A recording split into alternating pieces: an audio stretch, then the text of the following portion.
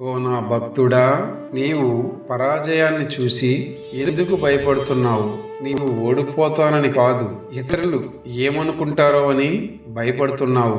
కానీ ఈ ప్రపంచంలో ఎవరు నిన్ను నీలా అర్థం చేసుకోలేరు. వారు నీ ప్రయాణాన్ని చూడరు. వారు కేవలం నీ ఫలితాన్ని మాత్రమే చూస్తారు. కాబట్టి వారి అభిప్రాయాల కోసం నీ కళ్ళను వదిలిపెట్టకు. పరాజయం అనేది ఒక అంతం కాదు, అది ఒక ప్రారంభం. ప్రతి పరాజయం నీకు ఒక కొత్త దారిని చూపిస్తుంది, అది నీకు నేర్పిస్తుంది. కానీ చాలా మంది ఈ పాఠాన్ని అర్థం చేసుకోకుండా అక్కడే ఆగిపోతారు. నా భక్తుడా, ఈ విశ్వంలో ఒక సూత్రం ఉంది. నీవు ఎన్నిసార్లు పడిపోతావో కాదు, నీవు ఎన్నిసార్లు లేస్తావో అదే నీ గొప్పతనం. సముద్రంలోని అలలు పడిపోతాయి, కానీ అవి మళ్ళీ లేస్తాయి. అదే వాటి శక్తి. నీవు కూడా అలాగే ఉండాలి. భయం గురించి ఒక సత్యం చెబుతాను, విను. భయం అనేది వాస్తవం కాదు, అది నీ మనసు సృష్టించిన ఒక భావన. నీవు దాన్ని నమ్మితే అది పెరుగుతుంది, నీవు దాన్ని ప్రశ్నిస్తే అది కరిగిపోతుంది.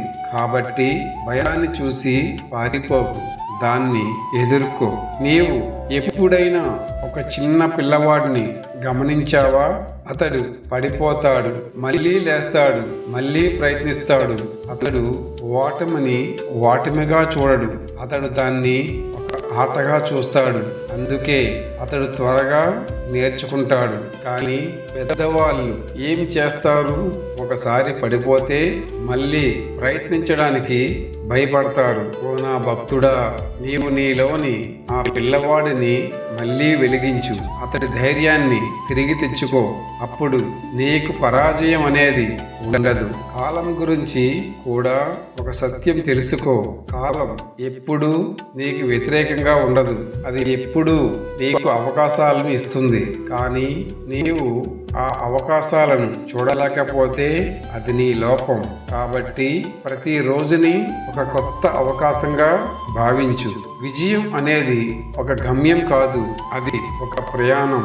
నీవు ప్రతిరోజు చేసే చిన్న ప్రయత్నాలు, చిన్న విజయాలు, ఇవన్నీ కలిసి ఒక పెద్ద విజయంగా మారుతాయి. కాబట్టి చిన్న విషయాలను నిర్లక్ష్యం చేయకు. ఇంకా ఒక విషయం గుర్తుంచుకో, నీలోనే ఒక శక్తి ఉంది, అది నిన్ను నడిపిస్తుంది. నీవు దాన్ని నమ్మితే అది నిన్ను విజయానికి తీసుకువెళ్తుంది. ఈ సృష్టిలో అత్యంత శక్తివంతమైనది కాలం. అది కనిపించదు, కానీ అన్నింటినీ మార్చుతుంది. అది నిశ్శబ్దంగా ప్రవహిస్తుంది, కానీ పర్వతాలను కూడా కరిగిస్తుంది. ఓ నా భక్తుడా, నీవు కాలాన్ని ఓ శత్రువుగా భావిస్తే అది నిన్ను నెమ్మదిగా దూరం చేస్తుంది. కానీ నీవు కాలాన్ని ఓ మిత్రుడిగా స్వీకరిస్తే అది నీకు మార్గదర్శకుడు అవుతుంది. నీవు నేను ఆలస్యమయ్యాను అని అనుకుంటున్నావా? కాలం ఎప్పుడూ ఆలస్యం అవ్వదు, అది తన గమ్యానికి సరైన సమయంలోనే తీసుకువెళ్తుంది. నీవు నీ ప్రయాణాన్ని ఇతరులతో పోల్చడం వల్లనే ఈ భావన వస్తుంది. ప్రతి జీవికి తనదైన సమయం ఉంది. ఒక పుష్పం ఉదయం వికసిస్తుంది, మరొకటి సాయంత్రం వికసిస్తుంది, కానీ రెండూ అందమైనవే. ఒక విషయం చెబుతాను, విను. నీలోని ఆత్మశక్తి గురించి ముందుగా తెలుసుకో. అది నీ శరీరానికి బలం ఇచ్చేది కాదు, అది నీ ఆత్మకు వెలుగునిచ్చేది. నీవు అలసిపోయినప్పుడు, నిరాశలో ఉన్నప్పుడు నీలోనే ఒక స్వరం వినిపిస్తుంది, ముందుకు సాగు అని. అదే నీ ఆత్మశక్తి. కానీ చాలా మంది ఆ స్వరాన్ని వినరు. వారు ప్రపంచ శబ్దాలలో మునిగిపోతారు. వారు ఇతరుల అభిప్రాయాలను ఎక్కువగా వింటారు. ఫలితంగా వారు తమలోని శక్తిని కోల్పోతారు. నీవు అలాంటి వాడివి కాకూడదు. నీవు నీలోని స్వరాన్ని వినాలి. ప్రయాణం గురించి ఒక సత్యం చెబుతాను, విను. గమ్యం కంటే ప్రయాణమే గొప్పది. ఎందుకంటే గమ్యం ఒకసారి చేరుకుంటే అది ముగుస్తుంది, కానీ ప్రయాణం నీకు అనుభవాలను ఇస్తుంది. అది నిన్ను బలంగా చేస్తుంది. అది నిన్ను జ్ఞానవంతుడిగా మారుస్తుంది. నీవు ప్రతిరోజు కొంచెం ముందుకు సాగితే అది సరిపోతుంది. పెద్ద అడుగులు వేయాల్సిన అవసరం లేదు. చిన్న అడుగులు కూడా నిన్ను పెద్ద మార్పులకు తీసుకువెళ్తాయి. నిరంతర ప్రయాణమే విజయానికి మూలం. నీవు ఎప్పుడైనా గమనించావా? ఒక నది ఎలా ప్రవహిస్తుందో అది తన దారిలో రాళ్లను, అడ్డంకులను చూస్తుంది, కానీ అది ఆగిపోదు. అది వాటిని దాటుకుంటూ ముందుకు సాగుతుంది. అదే విధంగా నీవు కూడా అడ్డంకులను చూసి ఆగిపోకూడదు. ఈ ప్రపంచంలో మనిషి పడే పెద్ద మాయ ఏమిటంటే అహంకారం. అది నిశ్శబ్దంగా వస్తుంది.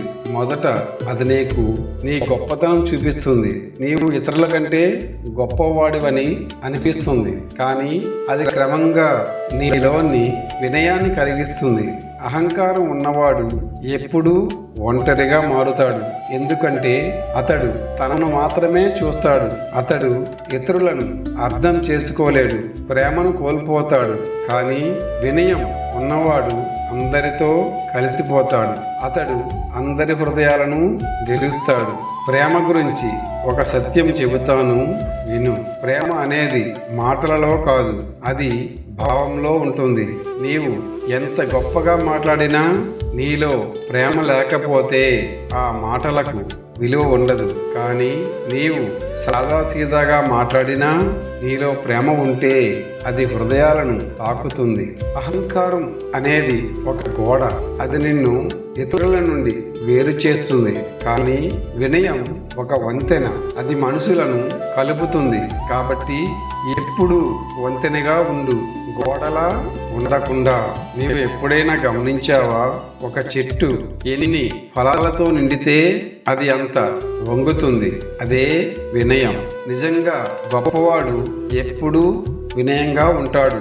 అతడు తన గొప్పతనాన్ని ప్రకటించడు. అతడి పనులే అతడిని గొప్పవాడిగా చూపిస్తాయి. అహంకారం నిన్ను తాత్కాలికంగా ఉన్నత స్థితినిస్తుంది, కానీ అది నిన్ను చివరికి కిందకు పడేస్తుంది. వినయం నిన్ను నెమ్మదిగా పైకి తీసుకువెళ్తుంది, కానీ అది నిన్ను స్థిరంగా నిలబెడుతుంది. నీవు నీ హృదయంలో దాగి ఉన్న చీకటిని వెలుగులోకి తీసుకురా. ఈ ప్రపంచంలో నీవు ఎంతో మందితో మాట్లాడుతావు. నీవు నీ స్నేహితులతో మాట్లాడుతావు, కుటుంబంతో మాట్లాడుతావు, అనేక విషయాల గురించి చర్చిస్తావు. కానీ ఒక ముఖ్యమైన సంభాషణను నీవు మర్చిపోతున్నావు. అది నీతో నీవు చేసే సంభాషణ. నీవు నీతో మాట్లాడకపోతే నిన్ను నీవు అర్థం చేసుకోలేవు. ప్రపంచం నిన్ను ఎలా చూసినా అది ముఖ్యం కాదు, కానీ నిన్ను నీవు ఎలా చూస్తావో అదే నిజం. నీతో నీవు మాట్లాడినప్పుడు నీలోని సందేహాలు బయటపడతాయి, నీలోని భయాలు కనిపిస్తాయి.